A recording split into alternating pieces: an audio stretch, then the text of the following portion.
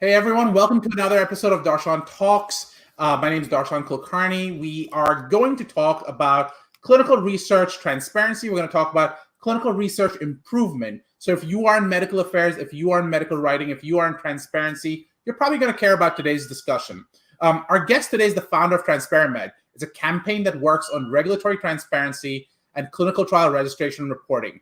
He previously worked for All Trials Campaign, the Transparify think tank initiative, and the anti-corruption group Transparency International. Till holds a PhD in political science from the University of Bristol. So our guest is incredibly well qualified. I have questions about everything from All Trials to Transparify to Transparency International to TranspareMed. So what we know is he's all about transparency. This is the Darshan Talks live stream. I'm your host, Darshan Kulkarni. I want to clarify, I'm an attorney, I'm a pharmacist. I advise companies with FDA-regulated products, but I'm not your attorney, I'm not your pharmacist. I'm not advising you either clinically or legally. Having said that, I do also want to clarify that Till is an expert in all things clinical research. However, he's not here advising you on any of that either. This is purely an educational conversation, and that's what it's intended to be. These are considerations that don't necessarily reflect the opinions of the host, the guest, our employers, our companies, or anything like that. If you like what you hear, please leave a comment, please subscribe, please share. Please feel free to ask our guest questions. I know he'd appreciate it. You can always find me on Twitter or just go to my website. You can go find me on Twitter, Darshan Talks, or go to my website, darshantalks.com. You can also find Till at TranspareMed, and you can actually see that on your screen as we speak, or you can go to his website at transparemed.org. Till, it's wonderful to have you on. So first of all, welcome. Thank you. And secondly, I saw you get squeamish the moment I said you're an expert in all things clinical trials. So I wanted to give you a chance to explain if that was overreaching on my part. Yeah, that was definitely overreaching because, I mean, I'm a political scientist. I'd say I'm probably a transparency expert. But sometimes I meet disclosure experts from industry who've been working on this topic for 25 years. And the expertise is definitely on their side. So I'm strong on general principles, but if you want to go into like the tiny minutiae of Malaysian disclosure regulations, I'm sorry, I can't help you. I thought today's conversation was going to be about Malaysian tiny disclosure irregularities. So I don't know what else we're going to talk about. There's really nothing else going on in transparency at the moment, right? It's a really quiet field right now. It's always busy from my perspective. I guess I've got a tunnel vision, so whenever something with clinical trial transparency pops up, it's right in my field of vision. But yeah, it's been a really, really busy 2-3 years. I think there's a lot of exciting things happening in the field. So let's sort of set the stage. You said it's been busy for the last 2 to 3 years. What's happened in the last 2 or 3 years where you went, what just turned the spigot on? Well, you might have heard that there was a global pandemic quite recently. I heard about that. Yeah. And suddenly clinical trials found themselves on the front page of newspapers worldwide. And that was definitely something that I wasn't used to seeing the sort of issues that we've been discussing as a community for years suddenly being discussed in lead stories in the New York Times. You know, when is the readout from this clinical trial coming? You know, was the sampling adequate here? You know, what about the blinding? And all those things suddenly came into the mainstream press where people were noticing, oh, you know, this is actually interesting. And it's not quite as straightforward as it seems. Another thing was that pretty much as soon as the pandemic started, there were hundreds and hundreds of clinical trials launched worldwide for repurposed drugs. Above all, these were like non-commercial clinical trials. And sadly, now we know that the vast majority of those trials simply ended up as research waste. So it's really highlighted well-known problems in medical research. It's really brought it into sharp focus. So it's not been a surprise for us, but it's been a surprise for a lot of the people out there, including policymakers. So do you think, again, you've been in this space for a while in multiple different formats. Do you think it's an issue of laziness? It's an issue of lack of knowledge? It's an issue of different priorities, or something completely different? I'd say all of the above.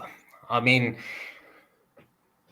In some cases, I mean, there's been this mantra in evidence-based medicine that's been going around for 2 decades at least, which is always randomize the first patient. You know, if you don't know whether it works, randomize the first patient. And that's what investigators worldwide did when COVID broke out. They did, in a sense, what they were supposed to do. The problem is that we then got something like 300 clinical trials starting up at once, all of them investigating hydroxychloroquine, using different outcome measures, different inclusion-exclusion criteria, a lot of them sputtering out because there wasn't any recruitment, a lot of them being run and sponsored by organizations that have never actually sponsored a pharmaceutical clinical trial before. So I really wouldn't want to point the finger at individual investigators for doing something wrong. And I think Robert Califf, who's the FDA commissioner again now, he put it beautifully, and he just said the system is broken. This is not individual failures. You know, the system is broken when you get hundreds of clinical trials and none of them produces any useful evidence.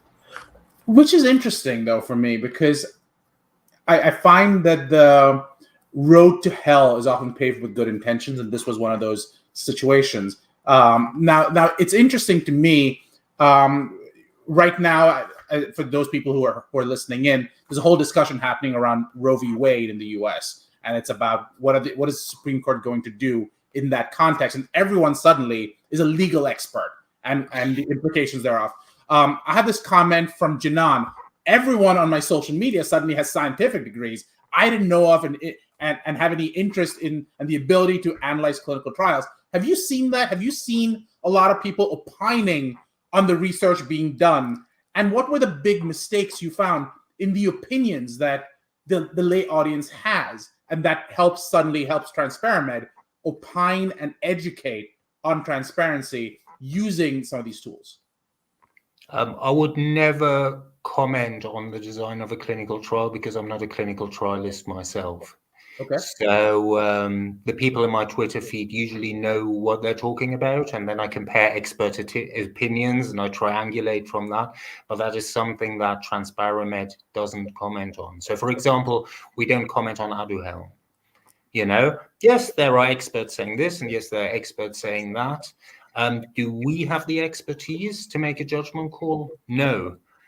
Do we think that the results of the relevant trials should fully be made public? Yes. You know, I think that's a basic principle that stands. But what you were saying with people sort of getting this ability suddenly, the best tweet to the topic I saw was someone, I think it was Natasha Loder, who's a journalist for The Economist, and she said in early March, I noticed that the number of epidemiologists on Twitter is increasing exponentially.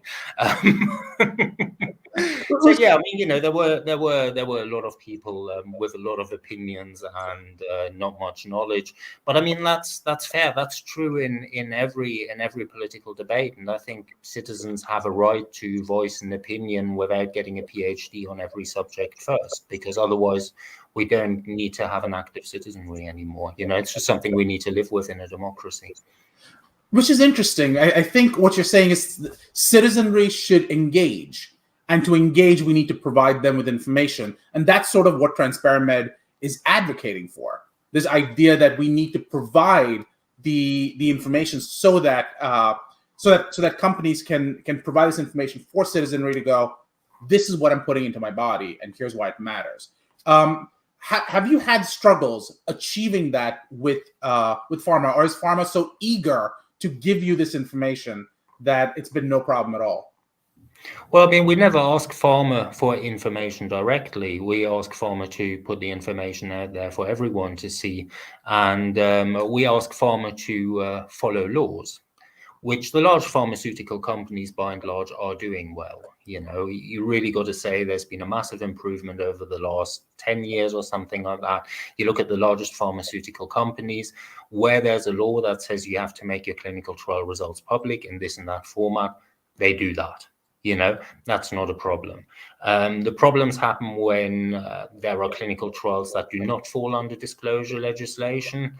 And then sometimes companies aren't enthusiastic about making the results public.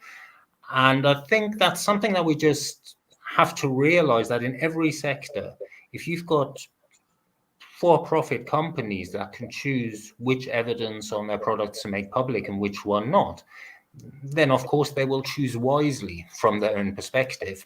And that's just the way that that capitalism works. And I don't think there's any point running with a head against the wall there. But what you can say is, you can say to legislators, to politicians, wait a moment, this is a public health issue. This is either government money, public money, or it's insurance money, or it's private money being spent on some very, very expensive treatments. It should be made a legal requirement to make the results of every clinical trial public. It's an ethical requirement already, but as I said, if you're a shareholder-owned company, there's a lot of, you're working against the grain if you're asking for that. But it should be a legal requirement for every single clinical trial. The World Health Organization says that. The UK is currently preparing to introduce legislation that would require every single clinical trial to make its results public within 12 months. And I think that is the way forward. There's no point chasing after companies, asking them to behave charitably when they're working within the law. We do sometimes chase after companies when they're breaking the law. That's a different thing. So it raises several questions to me. The first question I have is, you raise this concept of studies that do not need to be disclosed. Obviously, as you know, EU and CT.gov, which are the ones I primarily play with, but obviously Health Canada comes up a lot. But my question in those scenarios is, there are multiple studies excluded. In your opinion, which studies are easily excluded but really should have been under the ambit of the law to be disclosed? What types of studies?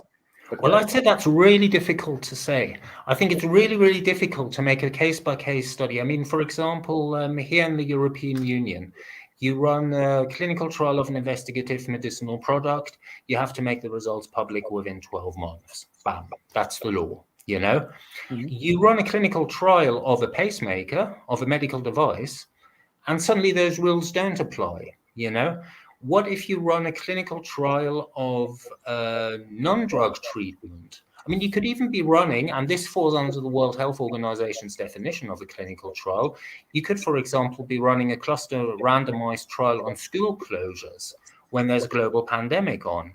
Yes, I think you have an ethical requirement to make the results public, and there should be a legal requirement.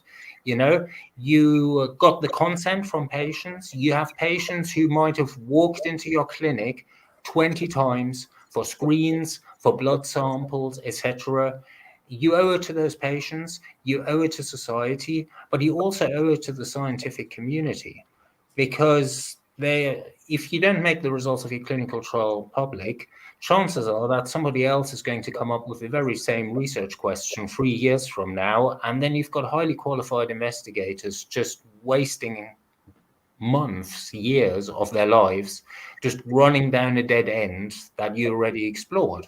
So I don't think it makes sense to sort of arbitrarily say, only drug trials should do it, only device trials should do it. I mean, if you look at what's covered under legislation in the United States, it covers some drug and some device trials. But there was a study a few months ago that showed that some of the pivotal trials of products that actually get onto the market are not covered by the US legislation. So instead of tinkering around on the edges and saying, maybe we should include this or that, I'd just say, let's go with the World Health Organization's definition. If it's interventional and if it involves humans, then please make the results public within 12 months on a trial registry. But that can be overly expansive, can't it? And I'll give you an example. I'm thinking about something like the type of testing that Facebook does, or any of like the A/B testing. It would be theoretically considered to be interventional because there is an intervention depending on which direction you send them. But are they considered to be patients? Should the requirement be that they are patients or just citizens? Because your requirement holds, which is if the information was achieved using people, should that information be public? But can you get pulled into minutia and that becomes problematic? I think the World Health Organization's put out a very clear definition of what is a clinical trial for the purposes of registration, and I just go with that definition. Okay. And no matter where you draw the line, there will always be a few gray areas, and I'll let the bioethicists fight that one out. The reality is that the vast majority of clinical trials, which they walk like clinical trials, they look like clinical trials, they quack like clinical trials, are not covered by disclosure laws right now. And that's a problem. It's a problem for patients. It's a problem for taxpayers. So what I hear you saying is, and maybe I misunderstood. I thought we were saying trials. You're still holding it within the clinical trials piece. You're just saying the definition should be anything that could involve patients, for lack of a better term, should be involved and should be disclosed, is your perspective, whether it's a phase 1 study, which a lot of places do exclude, like you pointed out. But that's kind of what you're saying. Okay, I get that a little bit more. And use the World Health Organization as the guiding tool. Do you see any effort to go down that path, though, to abide by the WHO's requirements? I can see the US sort of pushing back on something like that. We don't even do a good job trying to stick with the Declaration of Helsinki, which is I think it's the WHO as well. So would we as the US go, we'll abide by this other standard, even though we didn't create it? Has there been countries coming out and saying that? Sorry, I'm sort of reiterating the question. Well, I mean, if you look at grants issued by the National Institutes of Health in the US, you're required to make every clinical trial, register every clinical trial, and you're required to make the results public afterwards. And the National Institutes of Health have got a clear definition of clinical trial that's actually very close to the World Health Organization's definition of clinical trial. If you look at some of the biggest research funders out there, like the Wellcome Trust or the Gates Foundation, they've got the same requirements for their grantees. That's every clinical trial. So that goes far above and beyond current legal requirements. And as I said before, in the United Kingdom right now, we've got legislation in the pipeline where they'll very probably make it a legal requirement to register every single clinical trial and make its results public. So I think if we look, Darshan, just look back over the last 25 years. 25 years ago, there weren't even any trial registries. Right. This is a one-way street. Right. This is only going in one direction. Yep. And, the question is the pace. But the question is not, are we going backwards or are we going to stop here? For example, the university here in my hometown in Bristol, UK, they're already starting to make the results of observational studies public on registries. I don't think anyone even asked them to do that. I think they just decided that, they've got a strong reputation for research excellence. Reporting the results of research is part and parcel of research excellence. And they were overhauling their system anyway. So they thought, let's get ahead of the curve so that, when expectations rise in 5 years' time, we can say, well, we're already there and we've got a system that's fit for the future. So, I don't think this is particularly controversial. I don't think, and that's one interesting thing. I should mention this. So, occasionally we put out these reports in Europe, which are on a national level, and then it might be like universities in the Netherlands or universities in Spain. We tend to focus on universities and hospitals, because, as I said before, the largest pharmaceutical companies tend to follow the law very well already. So the biggest gaps right now are really in academia. And, we have a dialogue with them before typically, and we say, look, you didn't make like this and this many clinical trial results public, you're actually breaking the law, etc. And then they say, oh, yeah, but this is so much effort, and our investigators are super busy. And, well, we publish results in journals, which they often don't, but they sincerely believe that they publish all results in journals. And, then we team up with a journalist at a national newspaper. We've had front page news on some of the newspapers of record in major European countries. And the moment that hits the newspaper, everyone wakes up to the reality that nobody in this universe outside the medical research community thinks it's ever acceptable not to make a clinical trial result public. And then the conversation shifts really rapidly, So I think people are a bit stuck sometimes in a bubble of, well, this is the way things have been done ever since I was a PhD student. But the expectations are simply different, So, well, I mean, I'm thinking about. I'll sort of throw a couple of wrenches that I keep hearing about. I mean, obviously, there's the entire patient movement that, as you pointed out, is a huge advocate for transparency. What do you say to those people who say this is great and transparency overall is great, but the cost is tremendous, and that cost gets passed on to patients, which in the US is tremendous? So the argument here is presumably that the cost is tremendous of uploading the summary results of a clinical trial onto a trial registry. I mean, how much did your clinical trial cost to run? And how much does it cost to hire a medical writer for a few days to put the results up there? That's the cost is absolutely marginal. There's one estimate according to which $170 billion, and I'll repeat that, I didn't get that wrong, $170 billion in medical research waste are generated every year worldwide, and half of that is due to the non-reporting of results. So that's $85 billion in medical research waste. So when people come up and they say, this is expensive, then I say, well, that is far cheaper than running the same trial 2, 3, 4 times because the results of the original trial weren't made public. I mean, I think the value for money argument here is absolutely compelling from a policy perspective, and that's what we keep pushing. That's what we keep pushing with political decision makers all the time. We say, look, this is the best crowd pleaser you'll ever come across. It saves money, it makes patients happy. And when we look at academic institutions that now regularly make their trial results public, it is painful when they first open the box and they look into their trial registry entries, and it is just a complete mess. Typically, it is a complete mess because nobody was in charge. Everyone just was a free for all. Everyone just registered their own trial, and then maybe they made the results public in some format or other. Maybe they didn't. If they got round to it, or next year, inshallah. And but once they've got these systems and processes in place, then it starts working like a sausage factory. You register the clinical trial because that's just a standard step in your standard operating procedure. And then at this point, you get a reminder email saying that the results are due. You get a reminder email saying that, can you please update your registry record?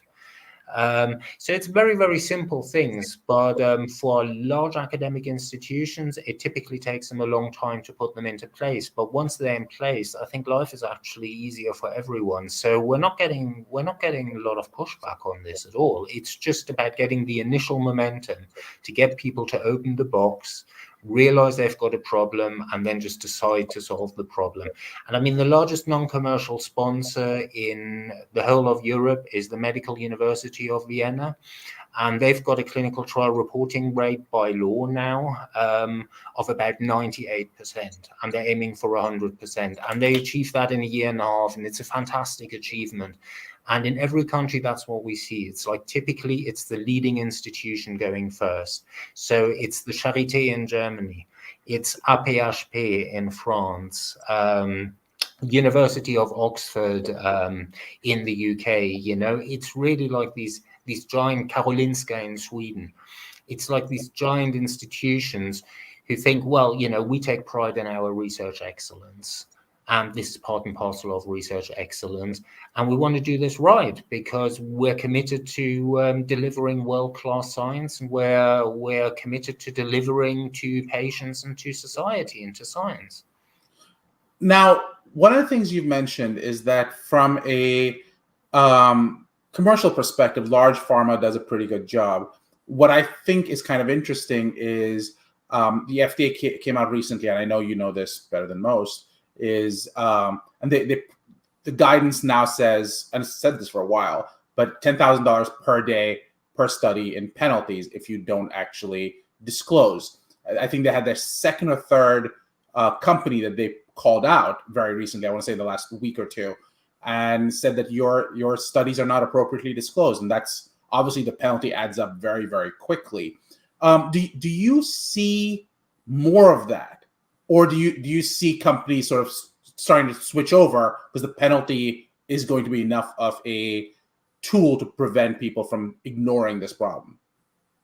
I think for a very large company with a blockbuster drug where they don't want to show a specific trial result, $10,000 a day is probably an acceptable cost of doing business, you know.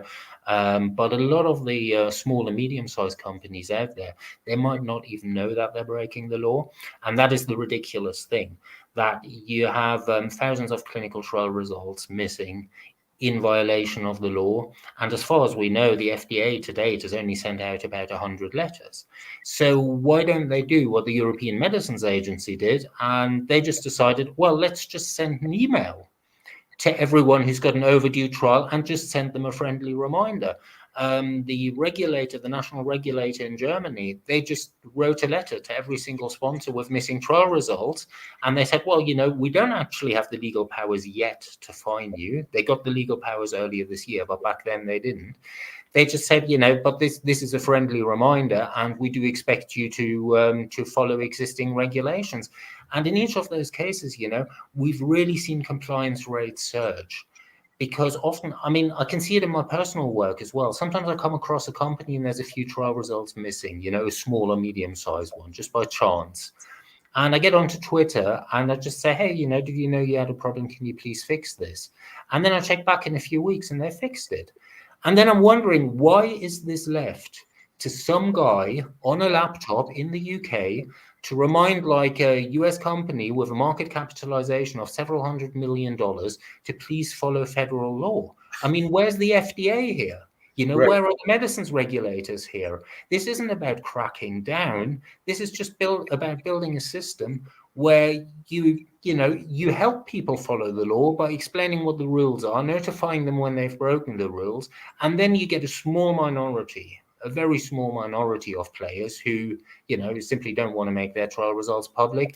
And that's when you start introducing fines. But I mean, 90% of this problem can be solved just by better communication. And we're seeing that with the FDA pre-notices of notification, where they sent out the letters, the student campaign group, Universities Allied for Essential Medicines, they do brilliant work in this field. And through freedom of information request, they got all the warning letters that the FDA has so far sent about non-reported clinical trial results.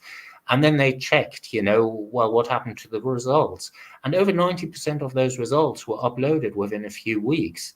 So our major ask of the FDA right now is just send a few thousand letters, please. You know, don't send 100 letters. You know, why has it taken the FDA 2 years to send 100 letters? You know, I mean, we'll crowdfund the stamps and the envelopes for them if they can't, you know, if they can't afford stamps and envelopes, you know, we'll crowdfund them, you know, we'll even write the thing, you know, all they need to do is like stamp things and sign them and FDA on it, but yeah. You know, how difficult can it be? And I think that's one of the things that's very frustrating with the line of work I'm in, but that's also one of the things that's super encouraging, because that message is more and more getting through to regulators. And we're seeing that across Europe. You know, some regulators still aren't doing it, but so many of them have now simply sent out letters, and we just see reporting rates going through the roof afterwards, every time. So, Till, we can keep going because this is incredible. But like I told you, we're getting towards the end of the conversation. I'd love to have you on again, but a few questions before I let you go. So my first question is, how can people reach you?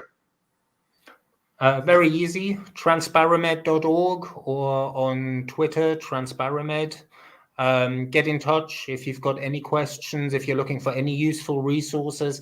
If you want a guest blog for us, telling us what a great job you've done at reporting your clinical trial results, you know, if you've come up with some innovative systems or processes, you know, we don't run free advertising, obviously. We don't run any advertising. We don't take any pharma funding. But if you've got any insights that you want to share, we'd love to hear from you for the community at large.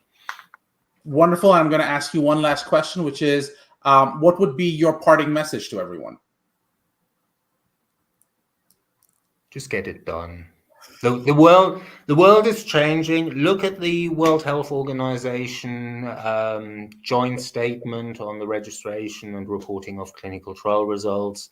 You know, every single interventional clinical trial, please register the thing. Update your registry entry at least once a year so that people know whether you're actually recruiting patients or not. When you complete the trial, update it again to say that it's completed, and then after 12 months, put the summary result up there onto clinicaltrials.gov or onto UDRACT or wherever the trial is registered. Do that. It won't cost you much. You'll make a lot of people happy. You'll save a lot of scientists' time having to chase through the literature for your clinical trial results. Just please keep your registries in order, because the amount of time that really good people are wasting every day trying to find the results of trial XYZ. I've worked on studies like that myself on these wild rabbit chases. You know, just get it done, please. You know, plenty of other organizations, plenty of other companies have gotten it done. It's not rocket science compared to actually running the trial. You know, this is kindergarten stuff. So please get it done. Awesome. Thank you again, Till. This was wonderful. I hope people come on, check this out, ask Till questions, maybe consider blogging with you, and that would be amazing. Thanks again. Yeah, thanks for having me. Cheers. Bye. Cheers.